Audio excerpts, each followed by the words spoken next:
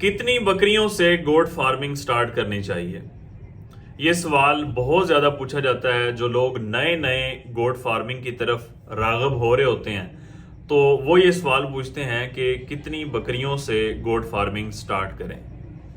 जब भी आपके जहन में ये सवाल आए, आपने किसी से मशवरा नहीं करना, आपने अपने आप से खुद से मशवरा करना है। 4 बातें आपने खुद से डिस्कस करनी हैं।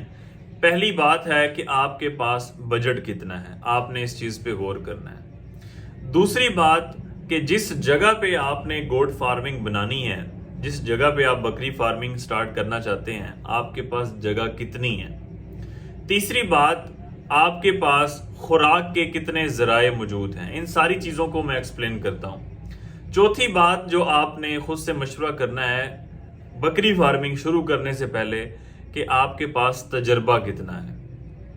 पहली बात बजट की आती है।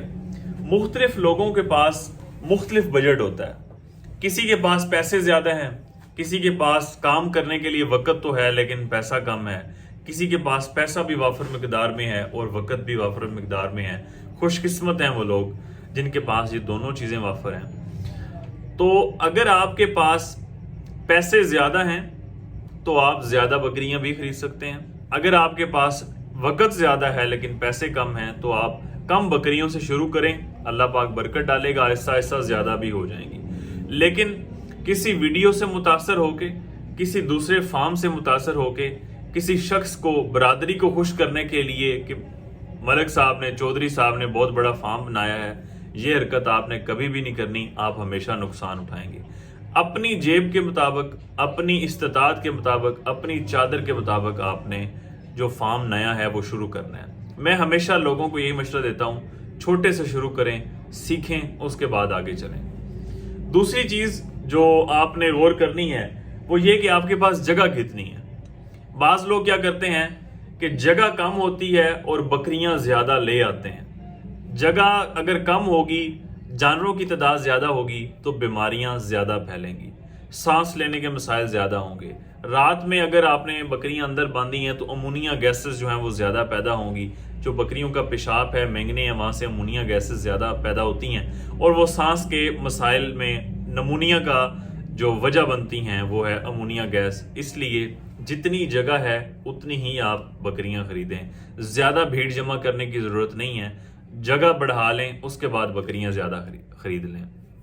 तीसरी चीज़, खुराक के हवाले से शेड तैयार हो जाता है, जानवर आ जाते हैं, खुराक का डिसीजन नहीं होता कि खुराक क्या डालनी है। या तो आपको इन्फॉर्मेशन नहीं होती, या क्या होता है कि कर लेंगे, किसी पे छोड़ा हुआ होता है, फलां इस चीज़ का इंतज़ाम कर देगा, टाल से खरीद लेंगे।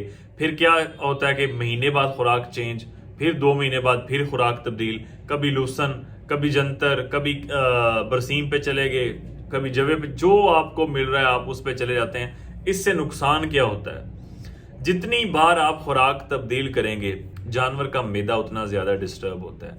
लोग क्या कहते हैं कि जानवर खा भी ठीक रहा है लेकिन वज़न नहीं बढ़ता।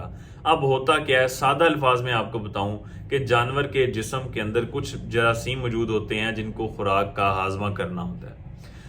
अब जो खुराक हम दे रहे हैं, मिसाल के तौर पे अगर हम लूसन दे रहे हैं तो लूसन को हजम करने के लिए जिस्म के अंदर जरासीम मौजूद हैं, लेकिन हम फौरन शिफ्ट करते हैं, मकई पे चले जाते हैं जी, मिसाल दे रहा हूं आपको। तो मकई को हजम करने के लिए जरासीम जिस्म के अंदर नहीं मौजूद, उनको पैदा होने के लिए कुछ वक़्त दरकार है। तो जब तक वो वक़्त दरकार होगा, मकई के लिए जरासीम पैदा होंगे, हम फिर किसी और के मशवरे पे चलेंगे कि नहीं जी ये खुराक दें, ये बकरियों के लिए ज़्यादा फ़ायदेमंद है, हम फिर खुराक चेंज कर देंगे, फिर हाजमा डिस्टर्ब होगा। तो इस तरह बार बार खुराक नहीं तब्दील करनी। जो मैं अक्सर खुराक के हवाले से बहुत सारी वीडियोस बना चुका हूँ कि आप लूसन काश्त करें, उसकी हे बनाएं, स्टोर करके रख लें, लंबे अरसे तक चलाएं उस हे को। जंतर आप काश्त करते हैं गर्मियों के अंदर, जंतर की हे बनाएं, सब्ज आप चराई भी करा सकते हैं, हे बना के भी रखें, लंबे अरसे तक चलाएं।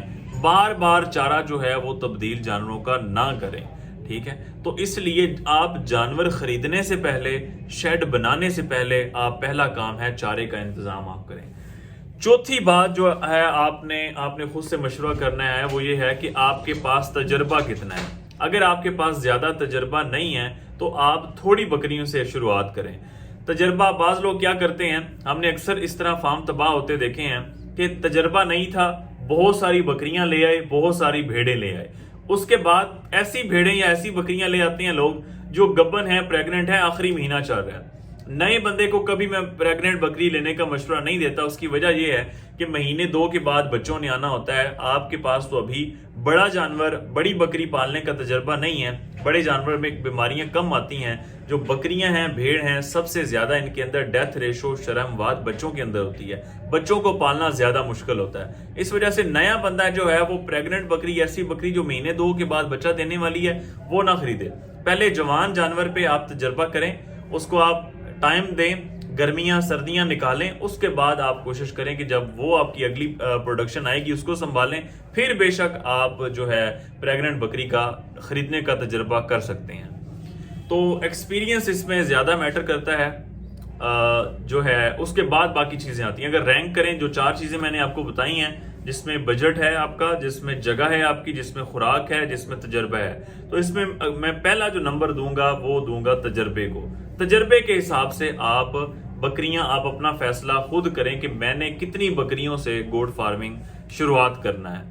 تو اگر آپ کے پاس تجربہ ہے, آپ نے سیکھا ہے, اپنے جو ایریا کے اندر جو فارم, جنہوں نے بکری فارم بنائے ہوئے ہیں, ان کے پاس آپ جاتے ہیں, سیکھتے ہیں, معلومات اکٹھی کرتے ہیں, اس کے بعد آپ زیادہ بکریوں سے بھی شروعات کر سکتے ہیں. تو جب بھی آپ نے بکریاں خریدنی ہیں, گوٹ فارمنگ شروع کرنی ہے, ان 4 سوالوں کو آپ نے لازمی ذہن میں رکھنا ہے. امید کرتا ہوں کہ کسی بھائی کے لیے ویڈیو فائدہ مند ثابت ہوگی. انفارمیشن سے بھرپور ویڈیو زیادہ سے زیادہ شیئر کیا کریں تاکہ ہمارا پیغام زیادہ سے زیادہ لوگوں تک پہنچ سکے. بہت شکریہ.